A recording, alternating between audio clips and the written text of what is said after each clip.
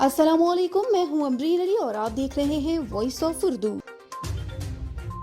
Saudi अरब ने नए कवानीन की बड़ी वजाहत कर दी। सऊदी महकमा पासपोर्ट के मुताबिक डिपोर्ट अफराद सिर्फ हज और उम्रे के लिए सऊदी अरब आ सकते हैं। सऊदी महकमा पासपोर्ट एंड इमिग्रेशन ने वजाहत पेश की कि तरहील से डिपोर्ट होने वाले गैर मुल्की मुलाजमत के किसी भी वीजे पर मुमलिकत नहीं आ सकते।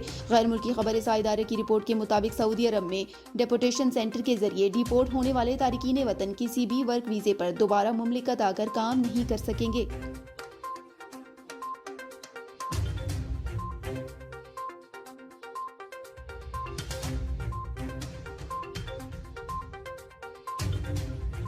कतर में वर्कर की कम से कम तनख्वाह 43,000 पाकिस्तानी रुपए मुकर्रर। कतर में तमाम वर्कर्स के लिए कम से कम तनख्वाह $275 तकरीबन 43,000 पाकिस्तानी रुपए या 1,000 रियाल मुकर्रर करने को साथ खाना और रहाइश देने के अहकाम जारी कर दिए गए हैं।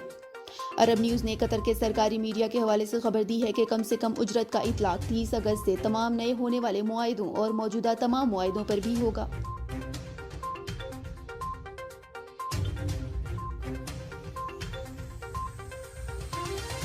सऊदी हुकाम ने कोरोना एसओपीज की संगीन खिलाफवर्जियां रिकॉर्ड किए जाने पर जद्दा का मशहूर बाजार बंद कर दिया। गैर मुल्की खबर इदारे की रिपोर्ट के मुताबिक सऊदी अरब में कोरोना का फैलाव रोकने के लिए मुतअद्दिद मुअस्सर इक़दाम उठाए गए हैं, जिसके तहत रियासत भर में कोरोना के बढ़ते केसेस पर काबू पाया और निज़ाम जिंदगी दोबारा बहाल हुआ। कोरोना केसेस पर कंट्रोल करने के बावजूद सऊदी हुकाम ने एहतियाती तदाबीर पर अमल दरामद करते हुए निज़ाम जिंदगी चलाने के अहकाम जारी रखे हैं, जिसकी खिलाफवर्जी पर फौरी कार्रवाई की जाती है।